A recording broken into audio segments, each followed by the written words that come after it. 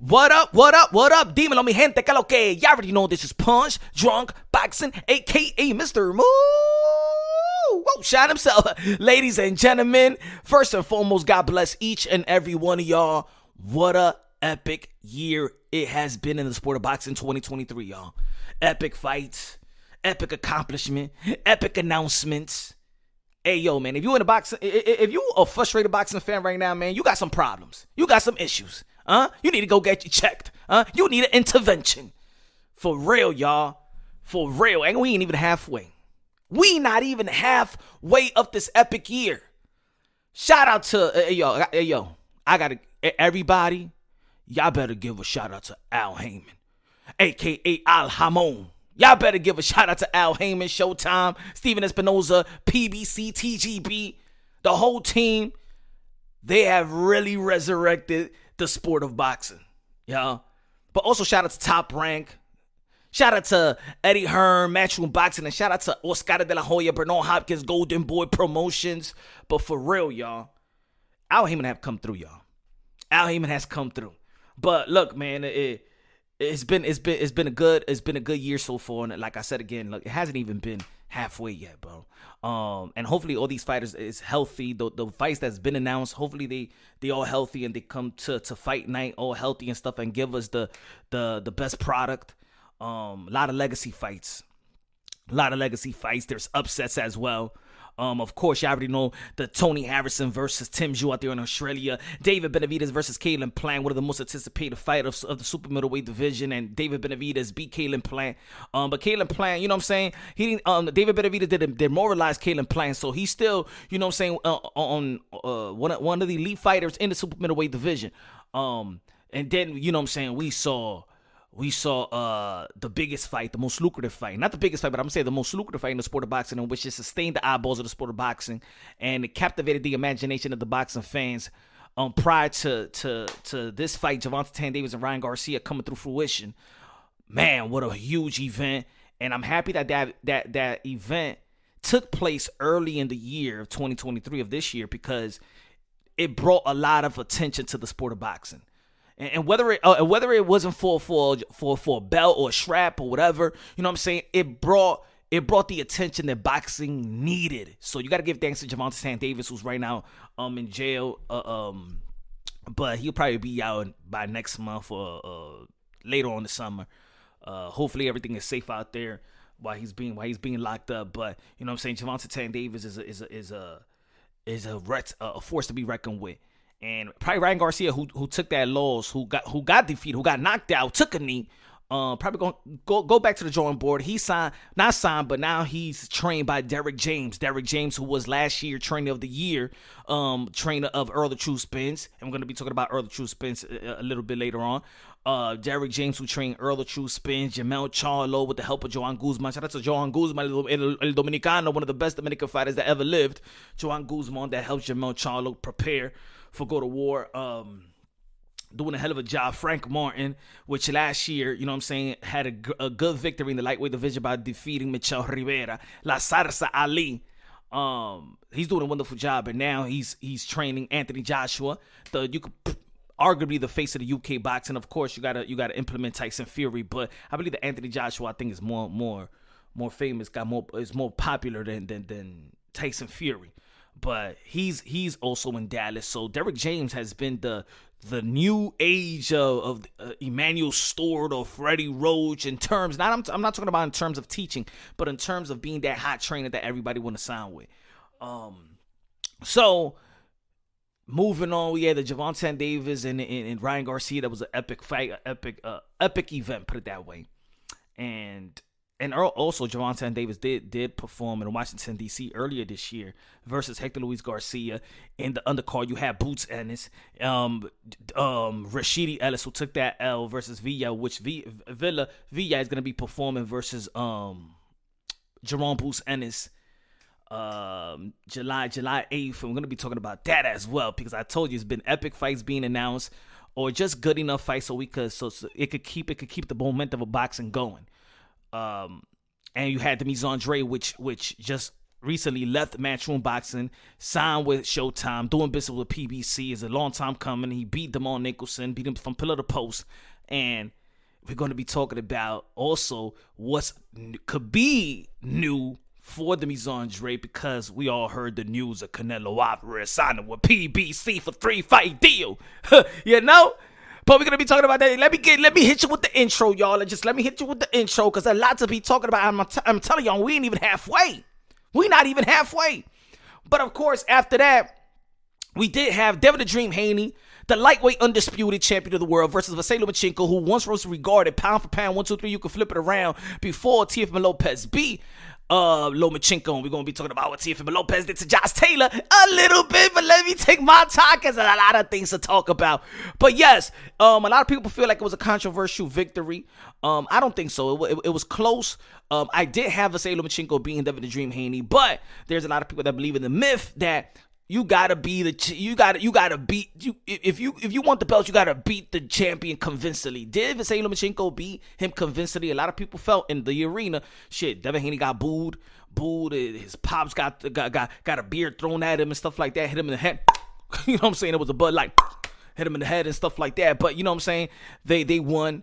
It was just sad to see them get booed in their hometown in Las Vegas, where they reside and live for a long time. But hey, it is what it is. But Devin the Dream Haney is still undefeated, lightweight undisputed champion of the world, and a lot of potential fights. Now he's a free agent. That was his last fight with Top Rank. Now he's a free agent, and maybe he'll sign back with Eddie Hearn. Maybe he'll do his own thing. Maybe he'll go to Prince Khalid out there in the Middle East and stuff, like get that oil money. Maybe he resigns with Top Rank and Bob Arum, aka Dinosaur, aka Jurassic Park, aka he got about 5 more years to live, or 10, because he be smoking that good ish that's giving him longevity.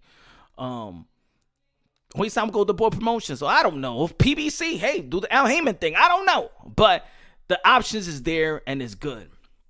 Then we moved over to a controversial victory from Rolly Romero. Oh, Lord. That was bad for boxing. I think that was bad for boxing right there.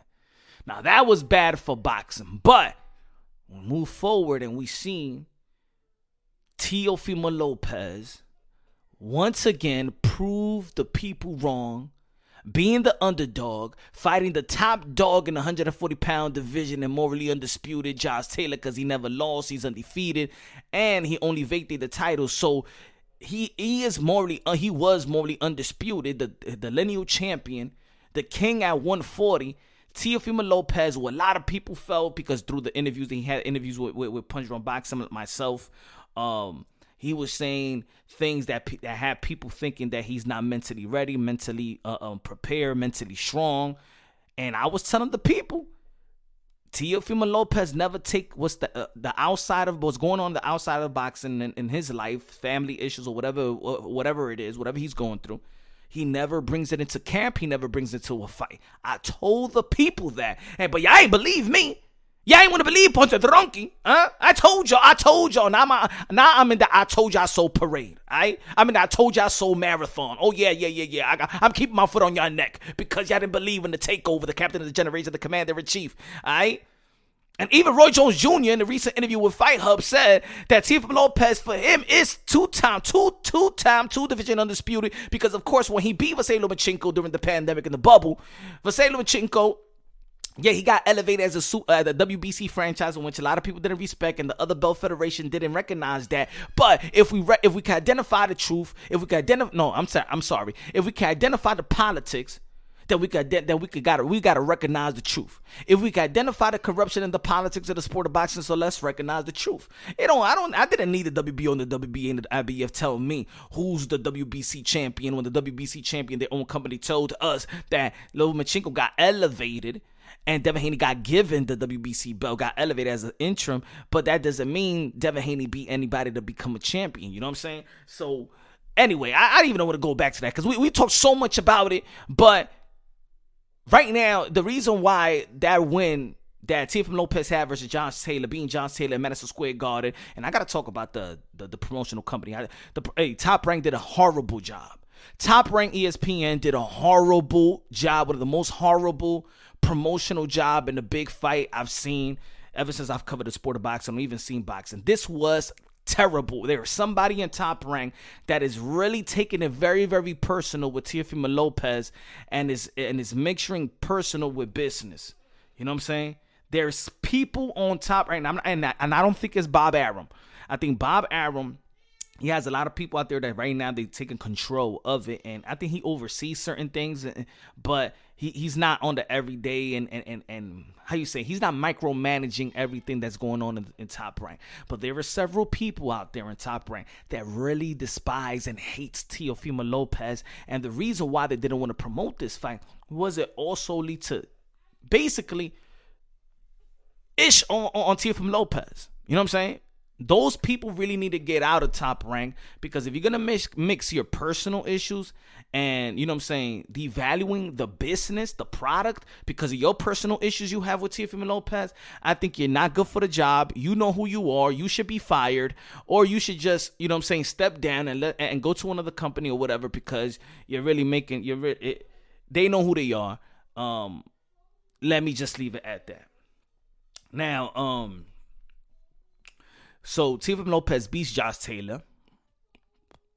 An incredible performance. Teofimo Lopez showed everything what he is. He matched the expectation, exceeded the expectation so good that a win versus Josh Taylor, he's already a Hall of Famer. He stamped himself into a Hall of Fame because, like I said, the win with Lomachenko and the win with Josh Taylor is an equivalent of becoming the 2-division undisputed world champion, because, like I said, when we identify the politics, we recognize the truth. And Josh Taylor never lost. And that fight was where Lomachenko was a unified undisputed champion of the world. And with Josh Taylor, if he didn't vacate the belts, then it would be an undisputed. He would have been back-to-back undisputed, but real recognized real, and that's why he's a first battle. He could be a first battle Hall of Famer for sure. He's a Hall of Famer with that win. But Teofimo Lopez announced his retirement right after. Let me tell you like this. Now, I chill with Teofimo Lopez. I know Teofimo Lopez and stuff like that. Of course, Teofimo Lopez want to get paid. Everybody want to get paid for their services, right? Everybody don't want to be devalued. Nobody in this world, not only just fighters. When we're talking about just as a human being, when you put in the work and you put in the hard work and the dedication and risk your life at the same time and the sacrifices, you want to be compensated fairly. You want the respect to be reciprocated, and I think the way that you respect Teofimo Lopez, the way that you reciprocate the respect is put respect on that check. So I believe with a 25-year-old that Teofimo Lopez is, he's exciting. He checks all the boxes to be the face of boxing. He checks all. Listen to me. I said he checks all the boxes to be the face of boxing. You know what I'm saying? He's entertaining. He know how to promote. He know how to create chaos, drama, power, speed, God-given ability. He makes you go, woo, oh. He's a showmanship. There's no more showmanship in the sport of boxing. He's probably the only showmanship. He comes from the Crawford floor of Prince Nassim and Sugar Ray Leonard and Roy Jones Jr. in terms of showmanship. We need that in the sport of boxing. That's what he brings to the table. Of course, a lot of people are going to be like, well, does he sell seats? Does he put butts in the seats and stuff like that? I felt like he could and should be putting butts in the seats. But I think that, again, there's a couple of people that is in charge of the promotional company right now outside of Bob Arum that is doing a disservice to Teofimo Lopez, and they're actually doing a disservice to the company, doing a disservice to Top Rank and everybody else and everything that Bob Arum been building. There's a couple of people in Top Rank that needs to get the F out of there. I'm gonna say it again. So, but he checks all the boxes. You know what I'm saying? Handsome dude, handsome style, handsome fights, handsome accomplishment. You know what I'm saying? He just good. You know what I'm saying? He just good. So there's a lot of potential fight with Teofimo Lopez as well. Let's see what happened with Gervonta Tank Davis if they can negotiate a fight like that. Their managers, maybe a Ryan Garcia and Teofimo Lopez, maybe Shakur Stevenson. Shout out to Shakur Stevenson, also moving up to the 135-pound division and beating Yoshino. I forgot I skipped that one, but Shakur Stevenson has been very, very good. He's answering the bell. He's become an entertaining fighter, in my opinion, especially the last 4 fights that he's looking incredible, bro.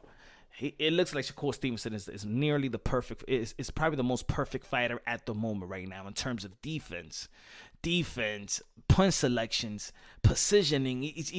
I can't see no holes in his game. You know what I'm saying? He's beating champions, and it seems like he's in a way different level, bro. When he beat Miguel Berchelt and Jermall Charlo, those are two respectable champions. And especially when Oscar Valdez beat Miguel Berchelt. You know what I'm saying? There was people considering that Oscar Valdez is a pound-for-pound fighter. But the way that Shakur Stevenson made these guys look is almost like when we're talking about Teofimo Lopez. Look how he made Josh Taylor look. Like, Josh Taylor was supposed to be the dog, the guy that beat Regis Prograis, beat Jose Ramirez.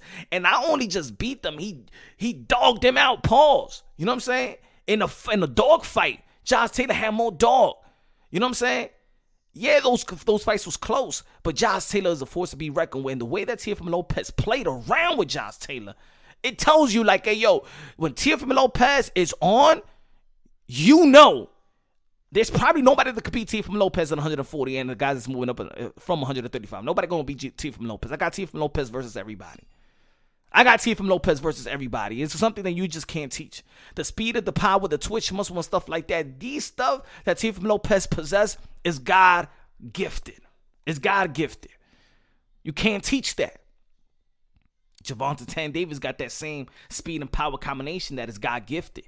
Power for his size, God gifted. And that's why I do believe that Gervonta Tank Davis versus Teofimo Lopez is the supreme being fight.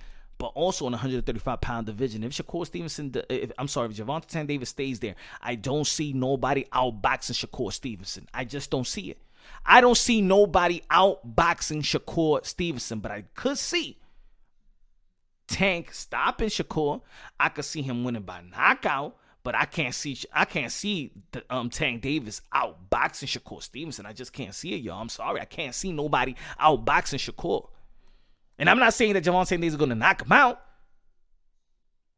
I just can't see nobody outboxing Shakur Stevenson. I think Shakur Stevenson beat Devin the Dream Haney as well. But Devin Haney probably is going to be campaigning in 140. I want to know. Look, you got to have some type of pop, some type of power. In the 140-pound division, in which I call the landmines, y'all.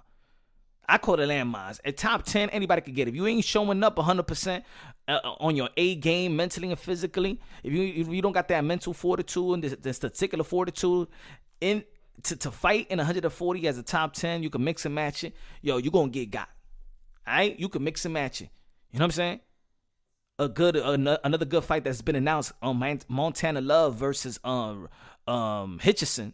That's a great fight in 140-pound division. That's a good fight. Brandon Lee just won life and death with Pedro Compa. Pedro Compa, who got schooled by Teofimo Lopez and got stopped in the 7th round. And a lot of people even critique that performance. Teofimo Lopez beat Sando Martin, who retired Mikey Garcia. And that was on 3 weeks' notice because remember, Teofimo Lopez was supposed to be fighting Jose Pedraza. Jose Pedraza got sick, and Sando Martin fell in 3 weeks' notice. So he only had 3 weeks to prepare for Sando Martin and still beat him, whether people like it. Teofimo Lopez got the best resume of this young generation. Is the king, is the face of boxing of this new generation, in my opinion. Now, that could be arguably because, of course, they're going to be like, well, Gervonta Tank Davis, he puts butts in the seats, but what else? Does he put plaque? Does he put gold on his accomplishment? Does legacy reign supreme? If both guys retire right now, hey, Teofimo Lopez just retired, but let's say Gervonta Tank Davis retire right now. Is he a Hall of Famer? You put him in the podium, what he's going to be talking about? The way that he beat Hector Luis Garcia? Huh? The way that he beat Rolly? The way that he beat Mario Barrios? The way that he beat Gamboa? Let's right now. Let's humble. Let me humble y'all. If Gervonta Tank Davis said right now, you know what, man, I was thinking aloud. Well, I was locked up and I don't want to do this no more. And I don't want to get punched in the face no more. I just want to retire from the sport of boxing. I got enough money in the bank. Does he go to the Hall of Fame with Teofimo Lopez, who got a better career? Gervonta Tank Davis is going to be easily forgotten. He'll be easily forgotten. Yeah. So, at the end of the day, we always preach that legacy reigns supreme. Now, it's all good. You make your money how you want to make your money, but I'm not going to compare you to anything that says great. You know what I'm saying? I even see some of the people have Gervonta Tank Davis on the pound for pound list for what? Why you got him on the pound for pound list for what? For being whom? For having what?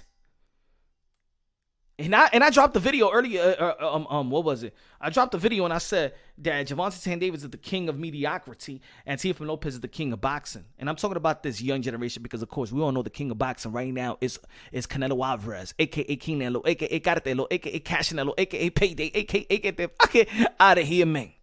Canelo Alvarez is still the king, but when I'm talking about this new generation, I'm talking about the Tanks, the Haneys, the Shakurs, the Teofimo Lopez, the Boost, the Virgil, the Bam Rodriguez. Shout out to the Bam Rodriguez as well this year, becoming a 2-division world champion as well. Broke his jaw, but hopefully he's back. He's gonna be back soon.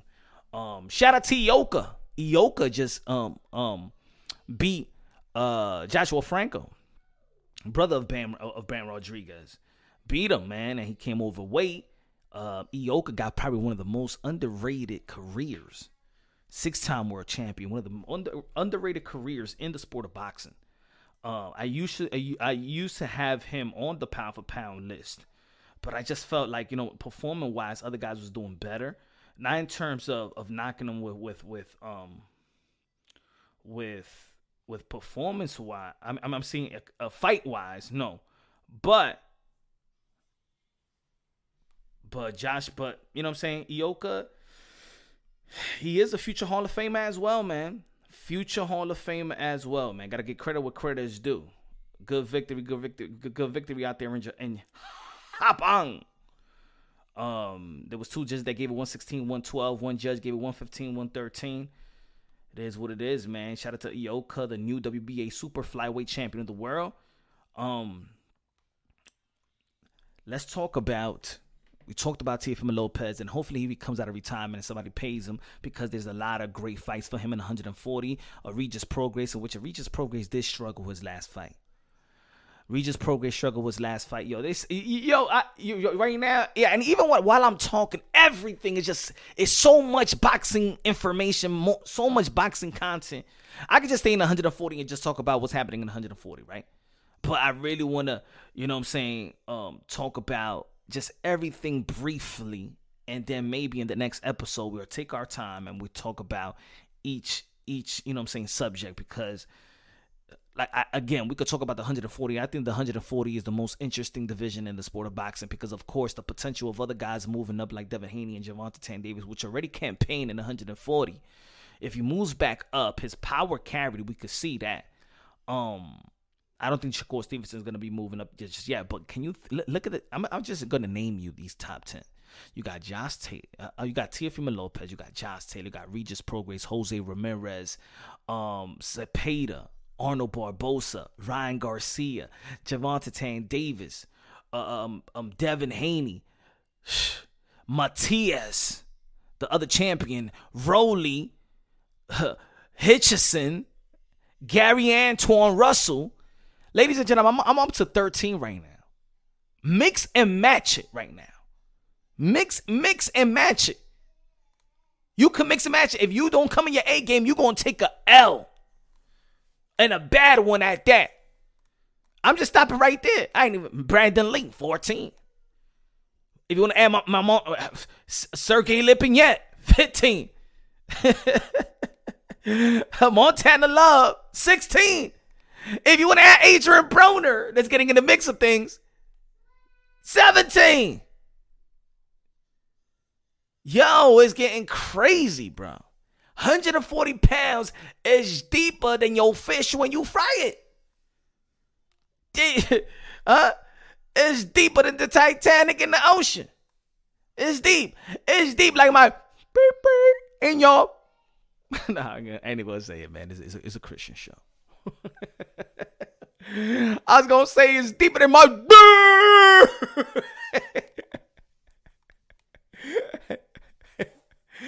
in your girl's mouth.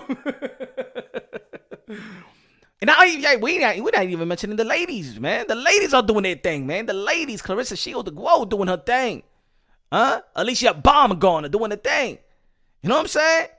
Amanda Serrano doing the thing. Yikes, man. Chantel Cameron, Katie Taylor, oh my. Now Tasha Jonah going to be performing as well. Hey, yo, there's a lot of things in the sport of boxing, yo.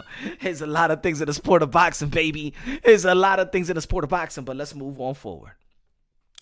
And let's talk about this. Canelo Alvarez has signed a 3-fight deal with PBC. Oh, yeah. I call this Canelo Alvarez not leaving no stone unturned deal. Ladies and gentlemen, there's been 3 names that's been linked to Canelo Alvarez for quite some time. That a lot of people, the haters of Canelo Alvarez have shamed him with these names. But even though the haters were shaming him with these names, I don't like the people shaming Canelo Alvarez, because Canelo Alvarez has done a lot to the sport, in the sport of boxing. He carried the sport of boxing. He's been the one that active. He's been avoiding the frustration of the boxing fans. Now, the haters, they throw out these names, but even these names is the fights I, a Canelo Alvarez fan, want to see as well, and been wanting to see. If you fight a 3-fight deal, the 3 names that's popping up in my head, and I hope these are the 3 fights that I want to see. And they're mentioned one name that should not be mentioned, but I'm going to be talking about that right quick. The 3 names that's been linked to Canelo Alvarez for quite some time has been Demetrius Andrade, that's been linked to Canelo Alvarez since 2014 when Demetrius Andrade was a WBO champion, and Canelo Alvarez was the mandatory position to face Demetrius Andrade, in which he skipped to fight Demetrius Andrade and fought Kirkland to get the Cotto fight. And then in the 160-pound division, there was supposed to be an undisputed fight between Demetrius Andrade and Canelo Alvarez. The Golden Boy promotion didn't sign the extension because they ordered the Sergey Derevchenko and Canelo Alvarez fight. They didn't sign the extension before the purse bid was ordered. That was the accountability of Canelo Alvarez team. But we missed out on that. And we missed out on that. Demetrius Andrade missed out on that. And even though that later on we seen the infamous when Demetrius Andrade crashed the party of Canelo Alvarez victory and was calling him out, and Canelo Alvarez said, "Get the fuck out of here, man! You want payday? You a terrible fighter! Get the fuck out of here, man!" You know what I'm saying? It's funny, but he's been in position for this fight. Demetrius Andrade been in position for a fight. Jermall Charlo is a potential fight that they're already talking about after signing this deal, September 16th. They already, the reports are saying that Canelo Alvarez is going to be fighting Jermall Charlo. Now, Jermall Charlo hasn't been in the ring in 2 years. He was dealing with a lot outside of the ring, and I support Jermall Charlo, and I support all fathers that's fighting for their kids. I think that's the ultimate fight, the most important fight. And he was fighting the good fight. You know what I'm saying? He got his kids. He got all his 5 kids. Shout out to Jermall Charlo for that. But he's gonna get the crack. He's gonna get a crack out of to get an opportunity to fight Canelo Alvarez. Now, there's gonna be people out there that are saying that is that fair coming after 2 years, and then prior to the 2-year absence, he didn't look good versus Juan Montiel either. So. And he's going to be moving up to the 168 pounds. You know what I'm saying? So that's a lot already. Been out 2 years, going to 168, never campaigned in 168. And then in your last fight, you actually didn't look good. You know what I'm saying? A lot of people feel like you almost got beaten versus Juan Montiel. So I don't know what type of Jermall Charlo is going to show up. You know what I'm saying? 160 to 168 is probably the biggest jump in the sport of boxing from division going to the upper division. If you take outside of the cruiserweight and the heavyweight division, but I'm just talking about the regular divisions and stuff like that. I think that's the biggest jump. You know what I'm saying? I don't know how Jermall Charlo is going to be doing, and Canelo Alvarez is also a seasoned fighter. He just in Cinco de Mayo beat John Ryder in an underwhelming performance, and it was an exciting fight. I'm gonna say the underwhelming performance because people just didn't respect that John Ryder was even gonna push Canelo Alvarez to the limit. You know what I'm saying? Canelo Alvarez did get hurt a lot. Once again, in the championship rounds, you see the fatigue, especially in the 12th round. You saw the fatigue with the Triple G trilogy. You saw the fatigue in the Bivol fight. There's something going on with Canelo Alvarez, and I'm going to say it right now. The Canelo Alvarez is declining. But listen to me. Declining don't mean that you're getting washed. Declining don't mean that you're worse than the other fighters. Declining don't mean Canelo Alvarez is so great that Canelo Alvarez declining might be other people's great, like peak prime. You know what I'm saying? Their greatest is probably Canelo Alvarez decline. You know what I'm saying? A lot of athletes have declined, like Michael Jordan declined. He still won his 3P. His athleticism declined, but he's still Black Mamba. You saw the athleticism that he declined. LeBron James is declining, but guess what? They still probably the greatest. They was the greatest at that time, and Canelo Alvarez is still the king of boxing. So it don't matter if he's declining. His declining is just he's going from a special fighter at the moment to the greatest fighter of this era. You feel me? You know what I'm saying? When he went to this 168 run, he looked the special, untouchable. He was on that Michael Jordan fourth quarter under 2 minute mode. You know what I'm saying? But Charlo and Canelo Alvarez is a fight that been marinated for quite some time. Let's not forget that Jermall Charlo was in position for a Canelo Alvarez fight in 160, and then remember we was talking about the WBC franchise elevation with Lomachenko. There was the first WBC franchise was given to Canelo Alvarez, which in elevating him with that, then it took away the opportunity of him and Jermall Charlo in which they was in position. So I would love to see that fight as well, just like I would love to see Andrade and Canelo, just like I would like to see Andrade and Charlo. And you know what? And we saw that Andrade and Charlo was trying to make this fight happen, and then here comes Canelo Alvarez, get the 3-fight deal. And now, if he does fight Charlo, he takes the opportunity away from Demetrius Andrade, in which he really wanted this fight. And we saw that Jermall Charlo and Andrade was willing to work together to get this fight done. They was promoting it. They went IG live together. They've been talking for months. And now Charlo got to be like, yo, Andrade, man, you just got to understand, I got to get this Canelo fight, you know what I'm saying? Because you would have taken it as well. You would have left me in the island by myself, man. You would have left me like Wilson. So you can't knock Charlo for getting the Canelo Alvarez fight. But I just think that, I think for the first fight, I think Andrade is more prepared to fight Canelo Alvarez than Jermall Charlo right now. But if Andrade is in that 3-fight deal, then it's good. Now, the fight that we all want to see, the primary fight in the super middleweight division is Canelo Alvarez versus the Dominican monster, the Ecuadorian monster, the Mexican monster, David Benavidez, who recently beat Caleb Plant, in which Canelo Alvarez stopped Caleb Plant. I don't think that David Benavidez looked like a monster that fight, but we did find some new wrinkles to his game. We did find out more about David Benavidez in that 12-round bout with Caleb Plant. We see that he got stamina. We see that he got punch resistance. We see that he can make some adjustments. We see that he knows how to cut off the ring in a 12-round bout. So we've seen a lot of good. We could take a lot from as a boxing analyst or a person that studied boxing and watched films and really into the sweet science and the art. David Benavidez gave us a lot to really be educated on about him. So that was a good outing. But the fight that we want to see is David Benavidez versus Canelo Alvarez. Everybody want to see that. The pugilists, the fans, the casuals, the legends of the game that talks about what type of fight they want to see in the sport of boxing.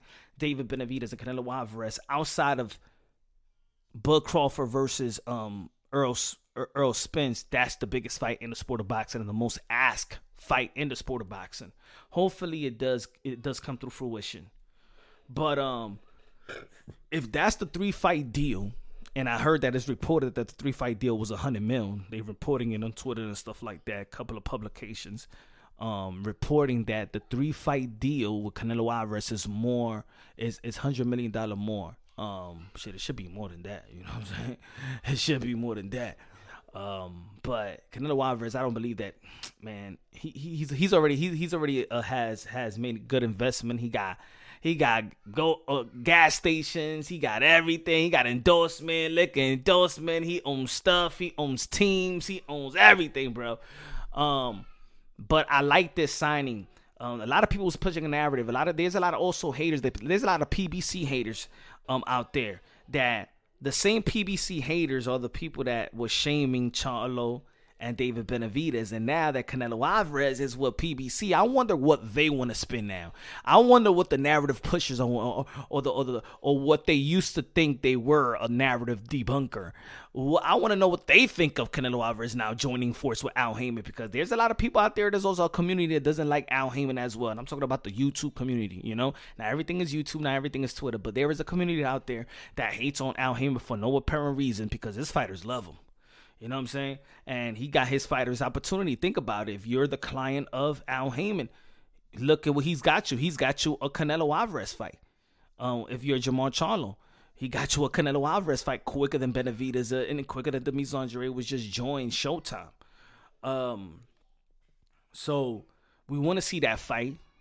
We know that if David Benavidez doesn't get the Canelo Alvarez fight right away, if that's not the fight of September 16th, we wonder who David Benavidez is going to be fighting. Now, of course, we've seen the back and forth, and we heard the back and forth with David Morrell and David Benavidez. I like David Morrell, but I think that David Morrell also got to understand that the people that you're calling out, and he was calling David Benavidez and his father pussies and all that, and all the derogatory name that you could think of, excuse my language, but I like David Morrell, but he got in my opinion, he got to wait online, because the three names that we're mentioning, they've been waiting for a while, and they've been in position for a while, especially Andrade and especially Charlo. Now, people are saying Earl the Truth Spence versus Canelo Alvarez. Look, guys, and this is what that bugs me out. It's like I think that people they lose conscience when they hear some big news, and they forget about the other big news that just happened. We know that July 29th we're gonna have Bud Crawford versus Earl the Truth Spence, right? We know that. We also know that it was a 2 fight deal. So while we're talking about Earl the Truth Spence, because we don't know if Earl Spence is going to lose to Bud Crawford twice. You think that Earl Spence, after losing to Bud Crawford twice or one, we don't know. We don't know what's going to happen. But we can't think that much ahead, because people are saying that Earl Spence is a potential fight for Canelo Alvarez. No, not even, but even as in the catchweight. No. Canelo Alvarez also stated a year ago that he would not go below 168 to fight Earl Spence. Why? I don't think Earl Spence is in the mix of this. I don't think Earl Spence should be in the mix of this. You're asking a 147-pound welterweight fighter to fight Canelo Alvarez at 160, in which he's undisputed. It's either you don't have respect for Canelo, you don't even have respect for the other guys in between that. Like, I don't even know that Earl Spence could get through with Triple G right now. I don't think that Earl Spence get through Jermall Charlo. I don't think that Earl Spence get through Jermall Charlo. I don't think that he gets through with David Benavidez. I don't think he gets through. So why y'all saying Earl Spence fighting Canelo Alvarez? Like, y'all, what is it? Like, stop with the hype. That is a dumb fight. That is a career suicide fight, or maybe that's, they want that fight for the money and stuff like that. No, that is a dumb fight. You know what I'm saying? That is an idiotic, asinine, blasphemy fight, in my opinion. 147 versus 168, bro. Stop it. Stop it, y'all. Stop with this. Stop. I know you probably driving right now, listening to Punch Drunk Boxing. You're probably doing exercise. You're probably driving the truck. I don't know what the hell y'all doing, but stop with the Earl Spence versus Canelo Alvarez. Please stop. Stop living in La La Land, okay? Stop living in La La Land. Stop being Peter Pan. Stop. Stop with the fairy tales, y'all. It is not going to happen. It shouldn't happen. You shouldn't want it to happen. Do you know that Earl Spence, look at his style, bro. It's just, that Earl Spence style is like a gift to Canelo Alvarez. He's a come forward fighter that is not that much effective off the back foot, especially power. He couldn't knock out Mikey Garcia. He couldn't knock out Danny Garcia. He went life and death with Sean Porter. You know what I'm saying? He did break the eye of Ugas, but even while breaking the eye, he couldn't put him down.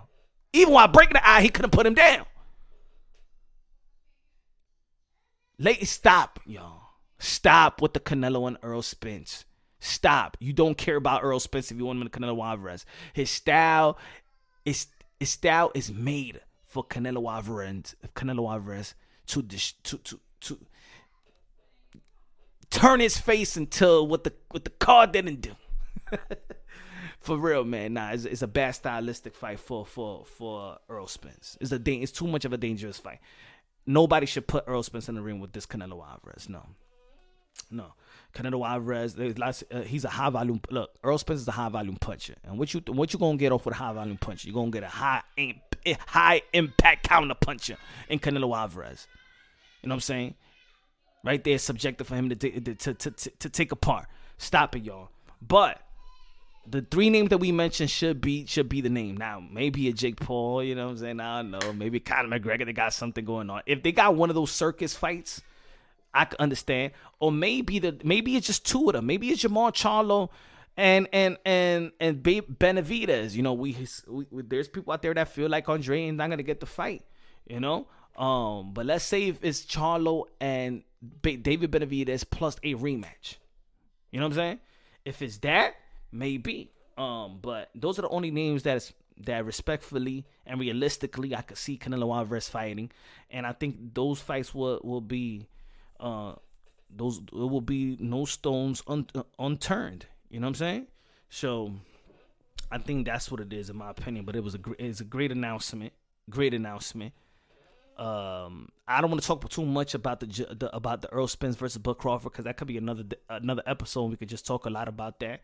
Of course, it's the biggest fight in the sport of boxing, the most asked for, the primary fight in the sport of boxing, and then we also gonna be talking about the heavyweight division, with and what they're gonna do. You know what I'm saying? Are we going to see Deontay Wilder versus Anthony Joshua, another marinated fight that didn't happen?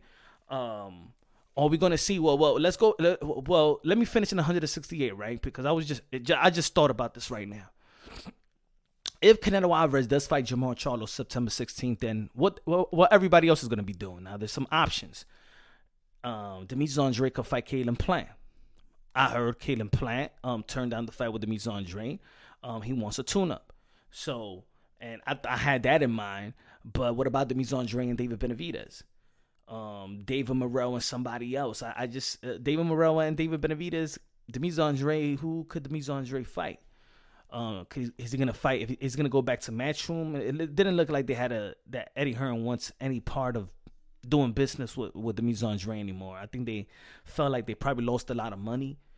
They did pay Demetrius Andrade well, but they didn't get the big fight with Demetrius Andrade. Triple G didn't want to fight with Andrade. Canelo didn't want to fight the Andrade, and I think they gave him all that bag. They gave him the bag, and insinuating and projecting that Andrade was going to get those big fights, and didn't get them. And Eddie Hearn couldn't deliver. Just like Eddie Hearn said right now, he couldn't deliver in the big fights for Canelo Alvarez. I mean, I don't know if Canelo Alvarez want to give him a shot, but I think he should. But we can mix and match it. How about Andrade versus David Benavidez while we see Canelo Alvarez versus Jermall Charlo? I just stay. If I was these guys, I would stay prepared. I would stay prepared. If I was Demetrius Andrade, because we don't know if Jermall Charlo's been in the ring for quite some time. We don't know if he gets hurt. We don't know if he pulls a muscle, gets an injury. I think everybody should just stay prepared for the names to be called. Everybody should stay in the gym and stay prepared. But the 168-pound division is a lucrative division, especially now in PBC land. Man, think about it. Al Haymon got the cash cows of this region. You know what I'm saying? He got Deontay Wilder. He got the king of Canelo Alvarez. He got Gervonta St. Davis. You know what I'm saying? So, and I think that this guy Ryan Garcia is probably trying to create chaos with Golden Boy Promotion, in which Golden Boy Promotion have sued Ryan Garcia. So maybe Ryan Garcia is trying to get out the contract and go the Al Haymon route, But we'll see what's gonna happen with that, and what whatever happened in court, we'll talk about it. But yeah, man, you can mix and match it in 168. You can mix and match it in 140. We want to see if Jermall Charlo. Look. I said Errol Spence can't get it. Jermall, if we're gonna take out Earl, I'm gonna take out Errol Spence off the equation, like I just said. Let's add Jermall Charlo though. Why I say Jermall Charlo? Jermall Charlo is the most accomplished out of all of them, right? Undisputed, cleared his division, of course. But there's always gonna be the up and come fighter. Now they're saying Tim Zhu, but let's be real, let's be honest. He cleared that division, all right? He cleared that division. let's not forget that when we was talking about Demetrius Andrade and Canelo Alvarez in 154, right behind Canelo Alvarez, it was Jermall Charlo in 154 in the WBO. So Jermall Charlo was also in position to get a Canelo Alvarez fight as well. You know what I'm saying? Now, that's more realistic to me than a Errol Spence versus Canelo. Jermall Charlo versus Canelo. It could be I'm going to put his name out there as well. Both brothers could get a Canelo Alvarez shot. For me, it's more realistic, and for me, it's more respectable in my opinion. Now, I know a lot of people going to feel the hype if Errol Spence and he beats Bud Crawford in a spectacular fashion to become a welterweight undisputed. But listen, welterweight undisputed. You know what I'm saying? Fighting Canelo Alvarez moving 3 weight classes up. 154, 160, 168. That's too much. Yo, but the Errol Spence walk around. No. There's a difference between walking around that weight and making the weight and rehydration to that weight. You got to understand that Canelo Alvarez will rehydrate up in the 180s. You're asking a guy that usually fights at 147 in Errol Spence to fight the most dangerous fighter at 168 and probably the best fighter, special fighter of this generation. Move up 3. Yeah, again, I just get tight when I'm listening to that. But anyway, Jermall Charlo is more respectable, though. More respectable. I could see a firefight with these guys. I could see something like the Brian Castano and Charlo. I like the skill set. I like the heart and determination of Jermall Charlo. I like his style also. And I think he got better footwork, in my opinion, than Errol Spence. I think he know how to fight on the outside as well. If he does get in trouble, in which not Errol Spence can. I think Jermall Charlo beats the crap out of Errol Spence as well. But no disrespect, I like Errol Spence, but I just feel like with a high volume puncher, with a smart fighters, not stationary fighters at the same time. A lot of people can say that Canelo's stationary, but he got it, and he got a chin too, But yeah, I think that would be Charlo. We could add him in the mix of things. But boxing is doing wonderful, is doing great. I can't wait to see what's gonna happen at the end of the year, because a lot of things could change. We could see Devin Haney and Shakur Stevenson. We could see. I want to see who Javon. Look, we could even see Javante Tan-Davis versus Pitbull Cruz too. If Javante Tan-Davis don't get the fights that we all want to see, that's still a big fight in my opinion. And I think with the Showtime and Paramount deal, Paramount and the men's in suits, the people in suits are saying, nah, we really gotta. If we're gonna spend money, it better be what the people want to see. It better be fights that the people want to see. We're not just spending money and just giving money away anymore. They want to get some revenue back. And I think that's what's happening right now with Showtime. But good. You know what I'm saying? They was working their backs against the wall. They got pressured, and now we're getting the fight that we want to see. And we can't be mad. I think right now, the boxing fans, the true boxing fans, are happy right now. Are happy. But in the next episode, we're going to really dial into the 140 and talk about the landmine division. And then we're going to have other episodes as well to talk about the Errol Spence and Bud Crawford. Of course, it's a big fight. Also, before I go, Stephen Fulton versus Naoya Ino. Ooh, baby. In the same week of Errol True Spence versus Bud Crawford. Yikes. On the same week, July 25th.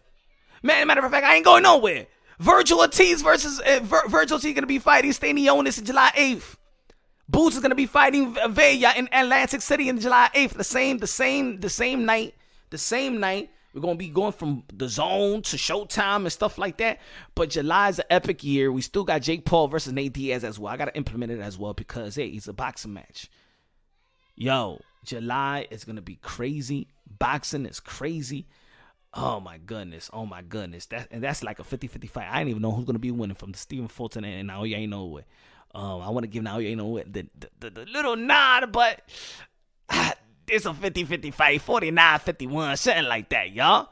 But I would not be surprised if Stephen Fulton outboxes Inoue. I think he got the leg, and I think he got the experience. I think he got the proper sparring. I think he got the proper mindset. Both of these fighters, and Naoya Inoue, who's a 3-division world champion, a walking Hall of Fame himself, 3-division world champion, they're going to be great. Bantamweight undisputed champion of the world when he beat Paul Butler. Yo, This guy is the monster. This guy is the monster, man. And also going to be talking about the new pound for pound list. I got to do a separate video for that because, there's going to be people who agree. There's going to be people that respect it. There's going to be people that are going to disrespect it. But it is what it is. It's my opinion. In my opinion only. But yeah, boxing is good. Boxing is great. Thank you, Jesus. We back at it with the next episode, man. Subscribe to the channel. Also subscribe to Punch Run Boxing. Also, if you want to cop the merch, you can get it on Punch Run Boxing on the YouTube channel and stuff like that. Also subscribe to the website punchrunboxing.net. Y'all already know if y'all want to donate to the channel, donate to the channel, donate to the podcast. Cash App $punch drunk. And follow me on the Punch Run Boxing live shows on YouTube from 6:30, started at 6:30, 7:30, all the way to 10:30 p.m. Eastern Time. Catch us. Love y'all. Have a great Saturday. We got a fight today. Jason Quigley versus Edgar Berlanga. Let's see what's gonna happen. Let's see who's gonna be in the building. There's gonna be some call outs after the fight, and I'm gonna go live later on. I'm gonna be talking about it. Love y'all.